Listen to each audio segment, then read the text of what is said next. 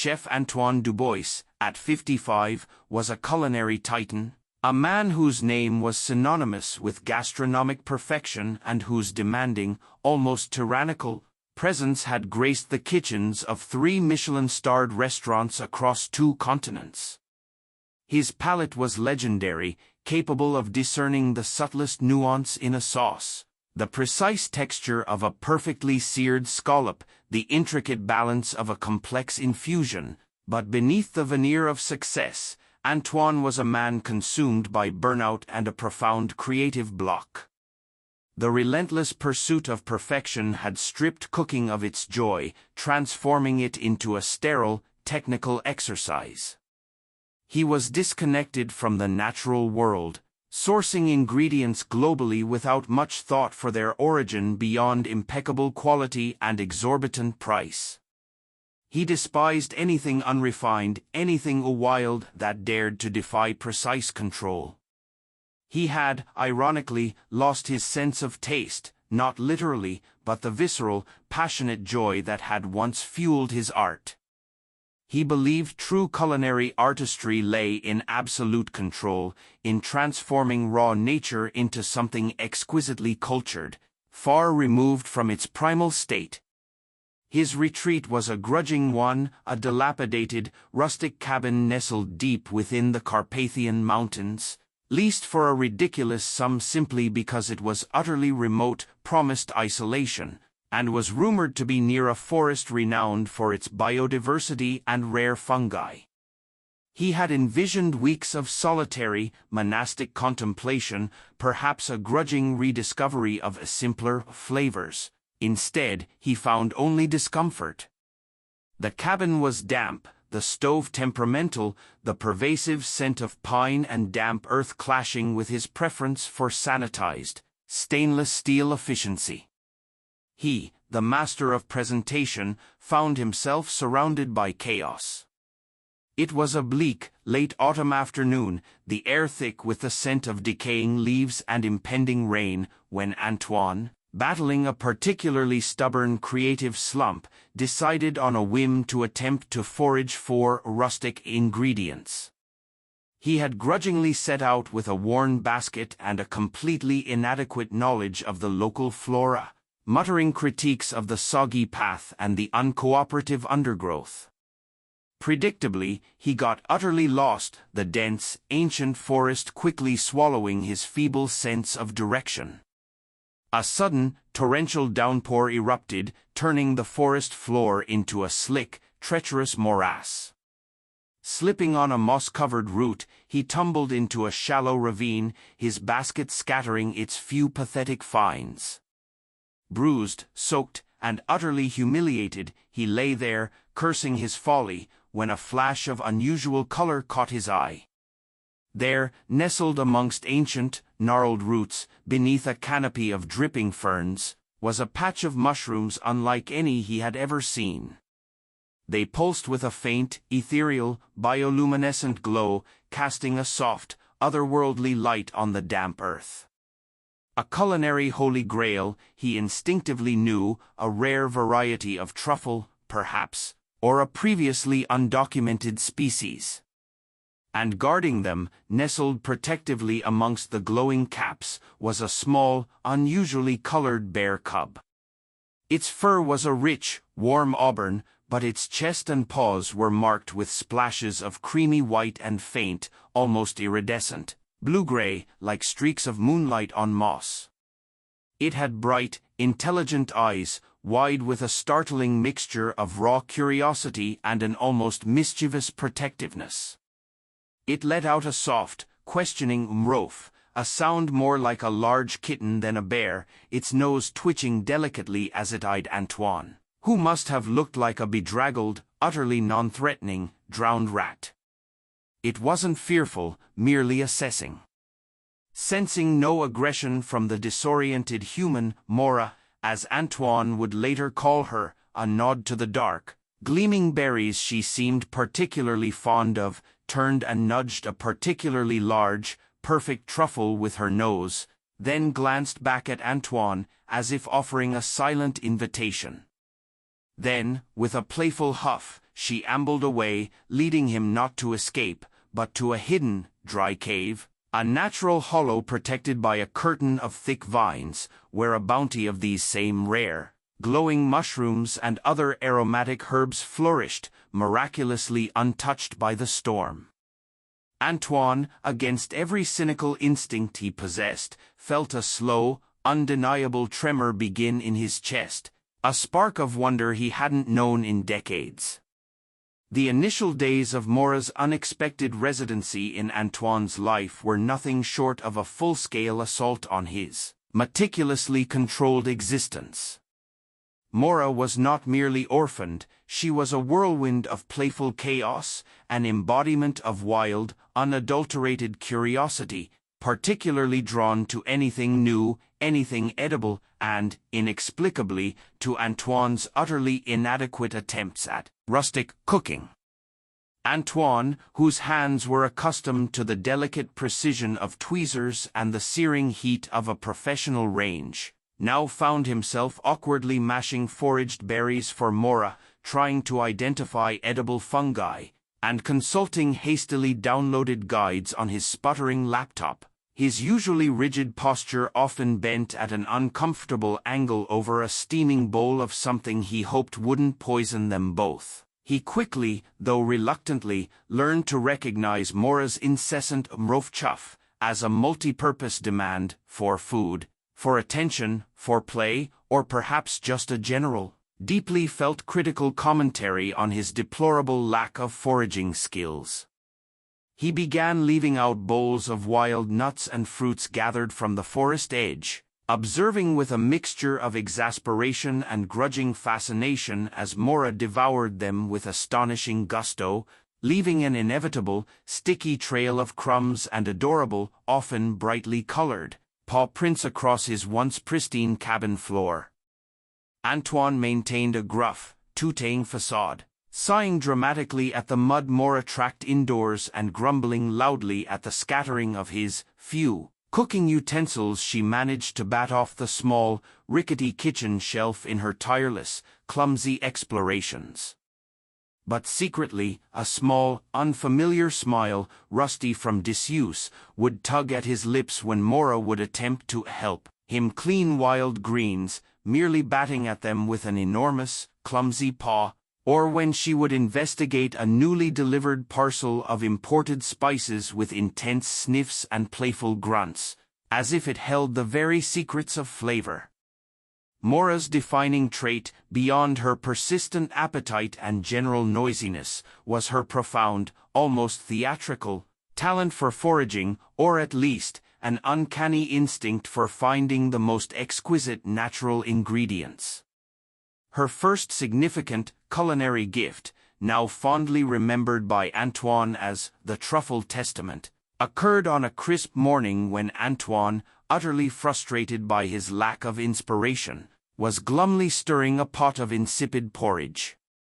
Mora ambled into the cabin, her nose twitching, then with a soft chuff, nudged a clump of dark, earthy soil towards Antoine's feet.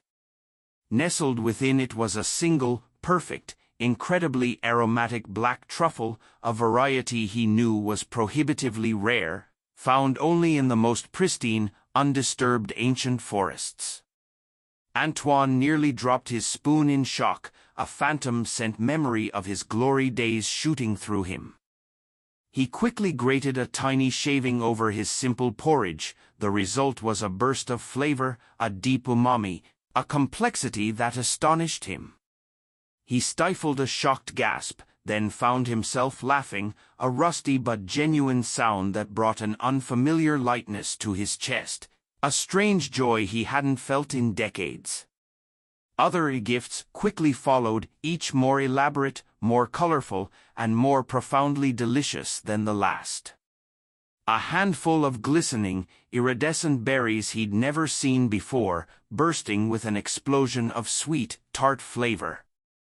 A cluster of tender, surprisingly meaty mushrooms with an earthy, almost nutty aroma. An aromatic herb, its tiny leaves releasing a pungent, yet delicate, perfume that transformed his mundane roasted root vegetables into something sublime. Antoine, despite his initial horror at the unsanitized, dirt-smeared offerings, found himself adapting with surprising ingenuity. He meticulously cleaned Mora's finds, studying their properties, their aromas, their textures. He began to leave out small, empty baskets for Mora, a silent acknowledgement of his new, furry purveyor of gourmet ingredients, a reluctant, yet increasingly willing, surrender of his rigid control to the beautiful, unpredictable bounty of a wild, creative creature. The lines between what was his refined cuisine and Mora's wild contributions blurred with each passing day. The cabin, once a place of sterile solitude, now hummed with a vibrant, unpredictable energy, filled with the sense of fresh earth, wild herbs, and increasingly, truly inspired cooking. Word, as it always did in these remote mountain communities, traveled slowly but surely. Old Man Joseph, a grizzled, taciturn forest ranger and guide who knew every tree and trail in the Carpathians, had initially been skeptical of the eccentric chef who had rented the old hermitage cabin. His weekly, taciturn visits, ostensibly to check on the cabin's integrity, were thinly veiled checks on Antoine's sanity. "A bear, you say, chef?" Joseph grunted, eyeing the unusually vibrant aroma emanating from Antoine's kitchen. "Helping you cook?" "Best be careful, that's a wild creature." He'd surveyed the subtle but growing chaos, a cluster of bioluminescent fungi drying by the fireplace, a faint, sweet smell of berries mixing with roasting game, and found himself stifling a chuckle, a flicker of genuine amusement breaking through his usually serious, professional eyes. Antoine, to his own profound surprise, found himself eloquently, almost passionately, defending Mora's unique talents, claiming they were essential collaborations or necessary explorations of his terroir, his voice taking on a parental defensiveness he hadn't known he possessed. Joseph, who had long understood the subtle magic of the forest, recognized the spark, however faint, in Antoine's eyes. He made a note in his log and left, promising to check in weekly, often leaving small bags of local, wild-caught fish or venison, offerings not just for Antoine, but, he knew, for the cub. Antoine's estranged grandniece, Leah, a vibrant, headstrong young culinary student with a rebellious streak and a burning, if somewhat unfocused, ambition to create truly authentic food, also began to visit more frequently. Leah, 22, had once idolized her granduncle's technical prowess, but his cynical withdrawal after a disastrous attempt at a fusion restaurant had created a vast, cold chasm between them. Her visits had been infrequent, stiff, often painful attempts to reconnect, usually ending in frustration as Antoine offered only gruff, discouraging critiques of her burgeoning portfolio of rustic recipes. But now, she found a profoundly different atmosphere. She'd walk in to find Mora playfully batting at a pot of simmering stock, or attempting to arrange a pile of discarded mushroom stems into an abstract pattern, her tongue poking out in concentration. Leah, initially shocked and bewildered, then utterly fascinated, began to capture these chaotic, vibrant moments on her phone, her camera roll filling with images of a bear cub foraging or cooking. "Uncle Antoine," she'd say, a genuine, joyful smile lighting her face, "she's like a living, breathing fermentation. This is incredible. The flavor." Antoine would merely grunt, a dismissive sound, but he'd watch her, a flicker of something almost like pride, or perhaps just a nascent, unacknowledged wonder, in his eyes. He found himself sketching again, not precise technical diagrams of plating, but loose, expressive studies of Mora's foraging expeditions, capturing the raw energy of the cub's intuitive movements. The palpable presence of the cub began to loosen his decades-old creative block, chipping away, slowly but surely, at the thick, cynical calcification that had surrounded his heart and his palate. As the weeks turned into a harsh but beautiful winter, Mora grew stronger, more robust, her chuffs and grunts becoming more assertive, her waddles more confident, her clumsy charm evolving into a more deliberate, mischievous artistry. Her foraging endeavors grew bolder, more ambitious.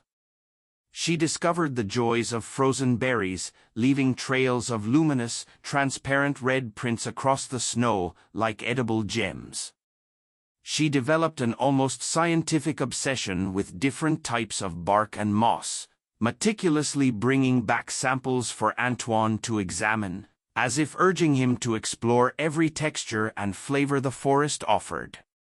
She even attempted to help him process game, clumsily nudging a piece of venison towards a particular herb, a silent suggestion for a pairing that, to Antoine's astonished and increasingly fascinated palate, proved to be nothing short of genius.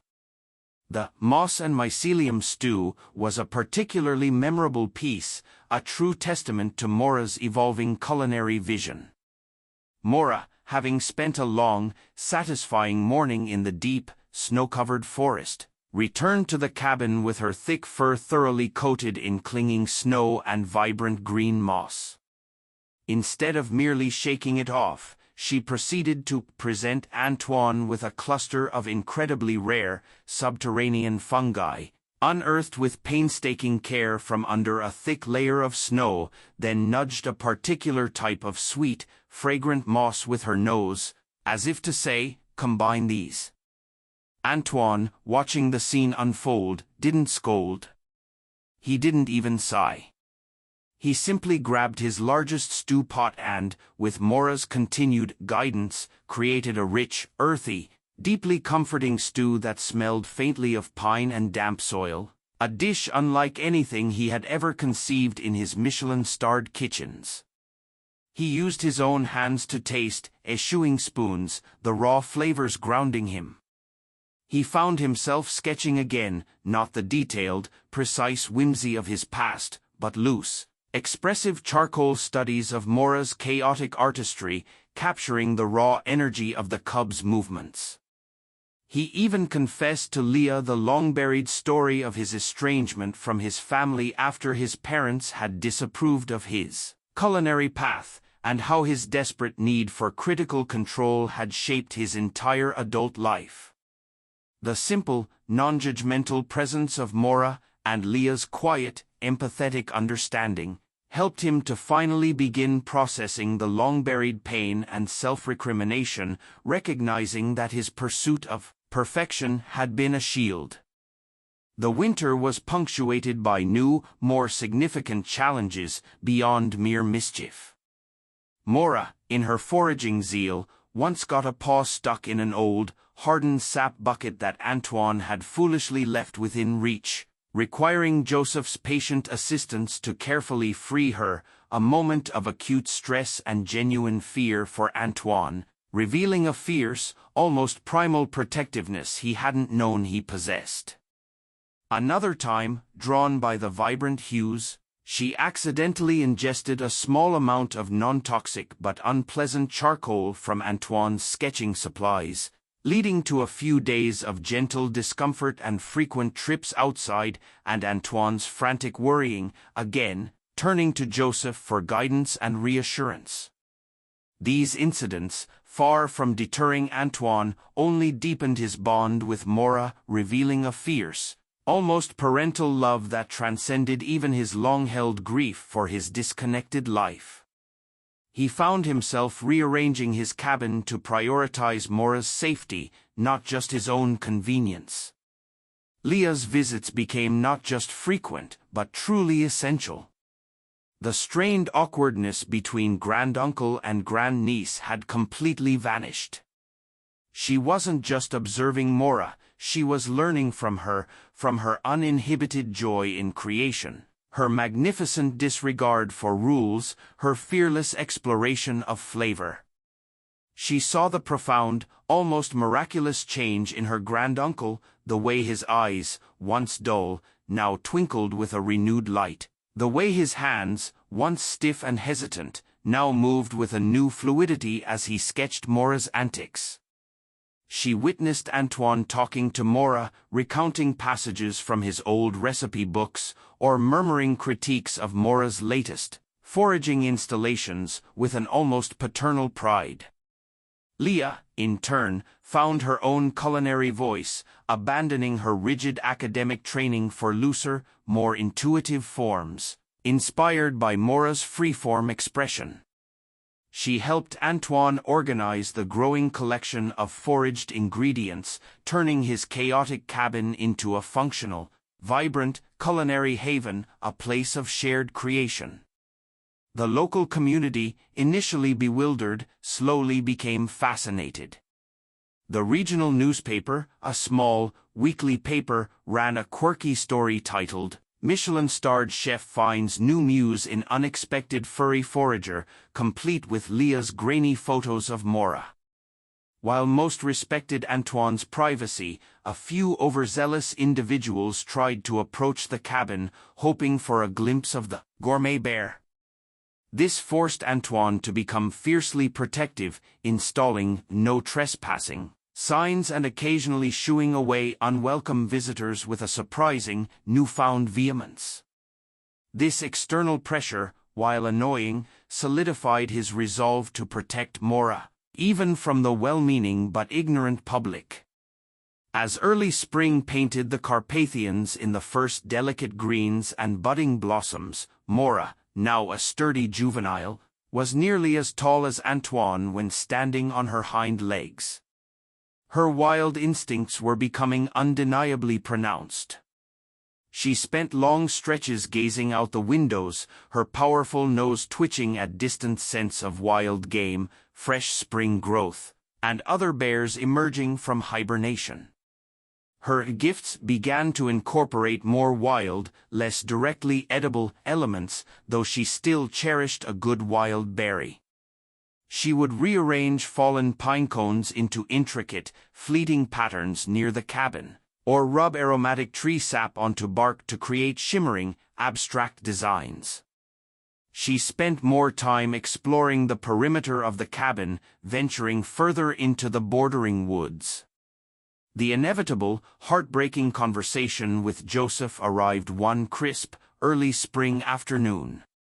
"She's reaching the optimal age, Chef Dubois," Joseph said gently, his voice quiet, his gaze fixed on Mora, who was meticulously arranging a collection of brightly colored spring wildflowers into a spiral pattern on the porch, a tiny, natural vortex of color. "Her natural instincts are strong. We've got a window now, before she becomes too habituated, too dependent on human interaction for her survival. It's time to help her find her own way, to rejoin her kind." The phrase, "too habituated," felt like a cruel irony, given how much Mora had habituated Antoine to joy, to life, to art, to taste again. Antoine fought the powerful urge to argue, to find a loophole, to plead for more time. But he saw the truth in Joseph's eyes, and in Mora's restless energy. His deep, profound love for Mora meant letting her go. He acknowledged the truth with a simple, choked nod. He spent Mora's last 2 weeks showering her with his new favorite foraged treats, sketching her incessantly, capturing every last gesture, every playful grunt, every unique color in her fur. He let Mora help with cooking, or rather, supervised her chaotic attempts at taste testing, and even designated a special Mora's Pantry of old, non-valuable culinary books for her destructive chewing pleasure. The pain of the looming separation was a constant, dull ache, a heavy weight in his chest, but beneath it, a new strength had blossomed, forged in the fires of unexpected love and a profoundly rekindled creativity. He felt a sense of purpose he hadn't known in decades. The morning of Mora's release was crisp and clear, the very air sharp with the invigorating promise of true spring, and tinged with the nostalgic scent of damp earth and new growth. The first delicate green shoots of spring lay like a pristine white canvas over the forest floor.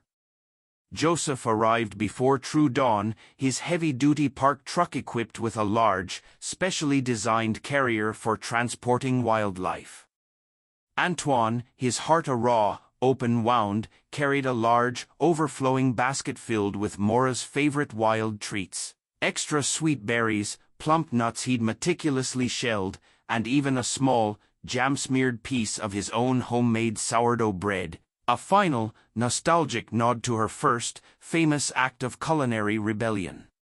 They drove deep into a secluded, densely forested area, miles from any human settlement, a place Joseph assured him was ideal for a bear's reintroduction, with abundant food sources and an existing, healthy, wild bear population, far from human interference.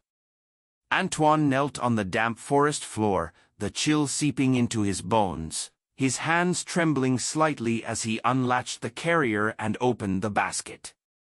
Mora, sensing the vastness of the forest stretching out before her, the profound freedom, paused. She looked at Antoine with those intelligent, mischievous eyes, her large nose twitching as she took in the complex tapestry of scents that comprised true wilderness, the musk of deer, the sharp tang of new pine, the damp earth underfoot.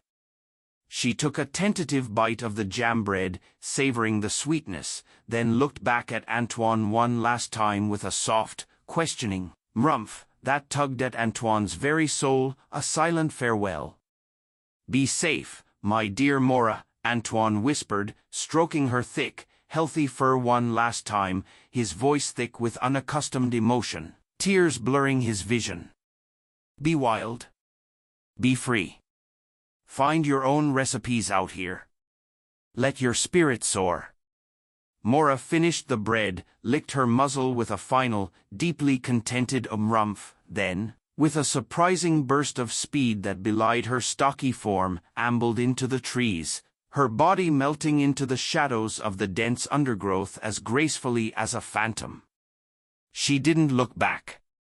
Antoine watched until she was utterly, irrevocably gone, swallowed by the boundless green, the profound quiet of the forest settling over him like a heavy shroud. The silence that descended was deafening, vast like the wild landscape, but beneath it, deep in the hollow ache of his chest, Antoine felt an echo of profound warmth, a vibrant memory. He stood there for a long time, the emptiness in his arms echoing the hollow space that had resided in his heart for years, a space now filled to overflowing with the vivid, colorful memory of one small, mischievous, artistically inclined bear. Joseph, quietly, respectfully, placed a comforting hand on his shoulder, saying nothing, but his presence was a quiet, understanding comfort. The cabin was, once again, quiet. The scattered ingredients had been cleaned and put away, the cooking utensils stored, the old stove polished. But it wasn't the same. Antoine still lived alone, but his kitchen was no longer a sterile laboratory. It was a vibrant, lived-in space, humming with a new, creative energy. He was cooking again, his hands moving with a newfound fluidity and confidence, incorporating the wild patterns, the organic textures, and the uninhibited joy that Mora had shown him. He created sweeping, flavorful dishes that hummed with a new energy, infused with the untamed spirit of the wild. He revisited old, unfinished recipes, imbuing them with a freshness they had lacked. He even began earnest work on a new cookbook, its central theme a celebration of wild foraged ingredients, its recipes guided by intuitive pairings and a deep respect for natural flavors. The process was slow, painstaking, but filled with a profound joy he hadn't known in decades. Leah, his grandniece, became his confidant and his closest collaborator, helping him organize his wild finds, offering fresh perspectives on his new, wild-inspired culinary direction, and even contributing some of her own interpretations of Mora's gourmet gifts. Their relationship, once strained by unspoken grief and cynicism, blossomed into a deep, shared artistic journey, a bond forged anew by a bear cub.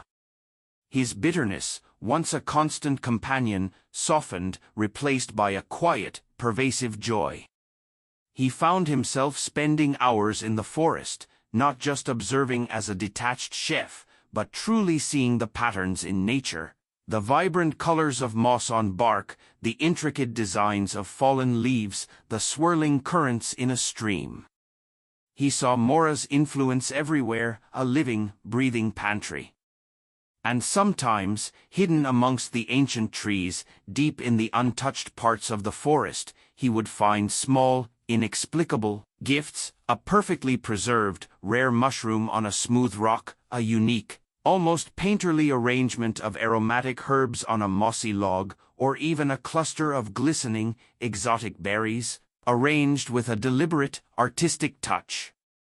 He'd smile, a genuine, unburdened smile, a warmth spreading through his chest, a profound sense of peace settling over him.